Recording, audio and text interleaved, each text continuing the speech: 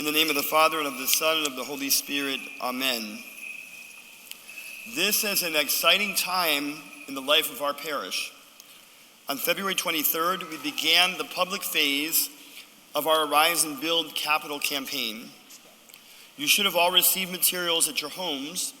If you didn't receive materials, they're available at the Arise and Build table in the hall next door. There will be an update via Constant Contact each week with the latest news as well as encouragement from donors as to why they gave to the Arise and Build program. We're raising $7.8 million to expand our church, create a ministry building, add more parking, and do an overall upgrade to our property. Every time I make this explanation to someone, I just get more and more excited about what's going on here and how much we're doing to just upgrade and take our church to the next step and to do it for the next quarter century. The most beautiful part of this process is receiving commitments on the solea in front of the icon of Christ with a prayer for each family to always have sustenance as they offer a portion of their sustenance to God. Sustenance is what sustains us. It takes a lot of faith in God and trust in our community to offer your sustenance. That is why we want to receive each form with prayer, to ask God to always make sure you have sustenance.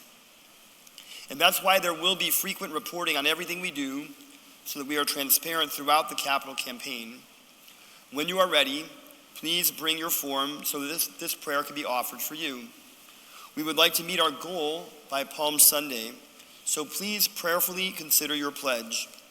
This is a once-in-a-generation project that we need to prayerfully meditate on and consider a gift that is both sacrificial and joyful. One more request. In the packet that came to your home, there was a prayer card in it. Please offer that prayer every day from now until Pascha. It's for our community and for this project. The theme of the campaign is based on Nehemiah 2:18, which reads, "Let us arise and build, so they strengthen their hands for the good work." This verse was a rallying cry when the children of Israel returned to Jerusalem after their exile to Babylon. And with faith and with courage, they made quick work of rebuilding their city. Each week of Great Lent, we will be examining one or two words from this verse for the Sunday sermon, the prayer team, and the Wednesday night series. This week, the theme is build. This morning, I want to speak specifically on how to build or maintain a relationship. This includes marriage, friendship, working with a coworker, and even our relationship with God and his relationship with us. In 1 Corinthians 13, St. Paul writes about love. He writes, "Love is patient and kind. Love is not jealous or boastful. It is not arrogant or rude.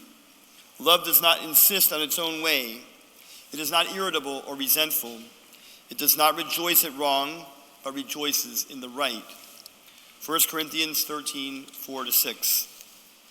In other words, love is patient, kind, humble, respectful, and optimistic. Love is also a choice. Love is a choice to be patient, a choice to be kind, a choice to be humble, a choice to be respectful, and a choice to see the good in people. Optimism is an important characteristic of love. Love chooses to see the glass half full, not half empty. There is a difference between caution and pessimism. Caution means one is careful, while pessimism chooses to see negative factors and outcomes. This is a critical distinction. I remember this cartoon Nicholas watched when he was a baby. It was called Caillou. Think of it as a Canadian knockoff of Charlie Brown, the central figure being this bald, awkward kid whose mom was the ultimate pessimist. Anyone ever watch the show? Just out of curiosity.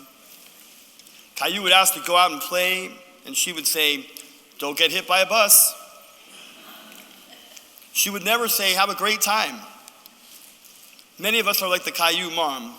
We react with pessimism very quickly, and that's not a good thing. Now that we've defined love as patient, kind, humble, respectful, and optimistic, Let's examine why love has to be all these things in any meaningful relationship. The reason is that we are not equal. The only thing that makes us equal is the air we breathe. No two people are the same. We've spoken in recent weeks about the divine imprint that God puts in each soul. We each have a different set of talents and a different personality to go along with them. In God's eyes, we are of infinite value. Thus, in every relationship, there are deficits, differences between each person. Let's take, for example, in a marriage, no husband and wife are exactly the same.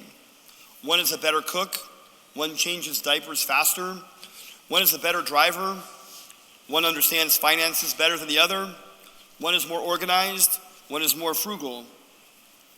The ideal bedtime for each is different, and the list goes on and on. How does one live with all of these deficits? With patience, with kindness, and with optimism. This is how a marriage not only survives, but thrives.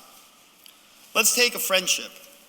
Friends generally have things in common, but they aren't equal in any way.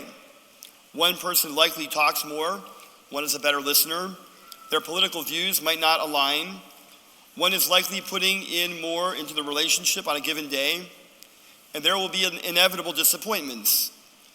Someone was hoping for something or less of something else. How do people maintain meaningful friendships? With patience, with love, and with optimism. Love is what fills the gap when there is a deficit. So when there is a gap in a relationship, for whatever reason, the key to filling it is with patience, love, and optimism. Try this experiment. Go with a friend and stand on either side of a building, like the church or the school building. Then walk alongside the building, parallel to your friend, and walk from one end of the building to the other. You will not arrive at your destination at the same time. You might be seconds apart, but you will not arrive together. Someone will get there first and will have to be patient as they wait for the other. That's because we all walk at different speeds.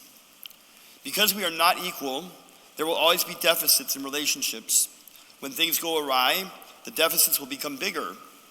There will always be setbacks in relationships, specifically because they are not equal. When there is a deficit, particularly when it's a big one, the way back begins with the three characteristics of love: patience, kindness, and optimism. Let's look at the gospel reading today. The healing of a paralytic brought to Christ by 4 friends. There was obviously a deficit between him and them. They could walk, he could not. But that didn't mean there wasn't love there, despite the large deficit of what he could do and what they could do. When they heard that Jesus was coming, they decided to take their friend to him so that maybe he could be healed. These 4 friends likely didn't each lift 25% of the paralytic because someone was stronger and someone couldn't lift as much. Someone had the idea to make a hole in the roof, and the others went along with it. Lifting the man up onto the roof of a house, especially if it was a hot day and with limited materials, must have been an exercise in patience. If the friends were at each other's throats, you aren't lifting your share, let's do it my way, come on, move faster, they wouldn't have succeeded. So undoubtedly there was patience. And if there wasn't optimism that Jesus could do something for their friend, they wouldn't have managed to get through the arduous task of lifting their friend up onto a roof. They would have just gone away. We don't find a lot of equality in the workplace. There is a boss, there are co-workers of various ranks, varied salaries, and varied seniority. This brings the potential of drama to any working environment.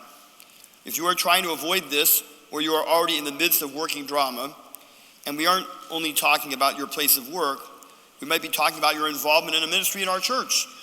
The way out when drama occurs and the way to avoid it is the path of love as defined by St. Paul. Again, patience, kindness, humility, respect, and optimism. If the whole team doesn't want to play by these rules, make sure at least you are bringing them to the team. Let's look at our relationship with God for a moment. There isn't any equality there either. He is God and we are not. How do we build a relationship there? Let's look at it from God's perspective on us. We commit so many sins against God. If he wasn't patient, none of us would still be here. God has poured forth kindness on each of us because of the divine imprint on each of us. While our talents and opportunities are varied, there is no one who has no talent, who has nothing to offer the world. And that is because of the kindness and generosity of God. In James 1:17, we read, "Every good and perfect gift is from above, coming down from the Father of lights," which means that everything we have that is good can trace its origin to the kindness of God. God is humble and respectful. What greater example of this can there be than dying for us on the cross? And God is optimistic and hopeful. There is no instruction in the priest service book in confession for anyone to be turned away and told that their sins cannot be forgiven. It's like God announces to us through this sacrament, come to confession with humility and contrition, and there will be forgiveness for you. It's on the table for everyone. Let's look at the relationship of God, the relationship with God from our perspective. We say we love God, and if we do, we have to be patient with his plan for our lives, even when we don't understand why certain things happen. We each have a different path to paradise. There is no one who doesn't have a path. It's our choice to walk that path or not. Instead of being jealous over the path that another is walking, we are supposed to patiently walk our unique path. God's instructions are not complicated. Yesterday we had a retreat with Goyans from our parish and a few others, and we prepared meals for people who don't have food. We put into practice loving our neighbor with this gesture of kindness. We talked about Matthew 25:31-46, where Jesus tells us that our judgment before him will be based on these things. I was hungry and you fed me. I was thirsty and you gave me a drink, etc. Our judgment will be based on our acts of kindness toward others. If love rejoices in the right, then in a relationship with God, we choose to look at him with optimism. Instead of lashing out with the words, "Oh my God," as if we are disappointed in him, yet again, we should make the phrase, "Oh my God," as if to say, "Oh my, how wonderful you are, God." I suppose that some of us come to church out of obligation or guilt. We should be coming out of a sense of optimism. I love God, and I love coming here to be with him. And finally, let's conclude with a word about how to apply love to our Arise and Build campaign. There's no equality here either. Each of us will contribute a different amount. Each of us will take on a different role. Each of us has a different perspective, too, about how we might design things differently or the order that we should go in.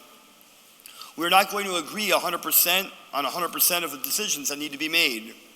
There will be deficits of opinion, of financial commitment, of involvement, which is why in building this project and going forward, in building community, we have to lead with love. In fact, love is the first of our core values of love, worship, community, learning, and service. Because love includes patience, kindness, and optimism, and no community can make it without these things. As you consider your involvement in this project, I encourage you to have patience, kindness, and optimism. We know that love also involves sacrifice. Love includes taking from ourselves and giving to someone or something else and doing it with joy. As we make our way through this capital campaign, I hope you will meditate on both joy and sacrifice as you consider your involvement. And as we move ahead with plans and designs and with building, I hope that we will all rally around these things with patience, kindness, and optimism, recognizing that no two people will see this in the same way. Patience, kindness, and optimism, the three leading characteristics of love. If we are going to arise and build a marriage, a friendship, a working relationship, do a project together, or have a relationship with God, we need to take the lead with these three things. As we move deeper into Lent and approach the journey of Holy Week this year, it is important to remember the love of Christ for us, demonstrated through the patience, kindness, and optimism that he took to the cross on our behalf. Love is patient. Love is kind. Love rejoices in the right. Let's think about these things as we build our relationships and as we arise and build at St. John's. Have a wonderful and blessed week.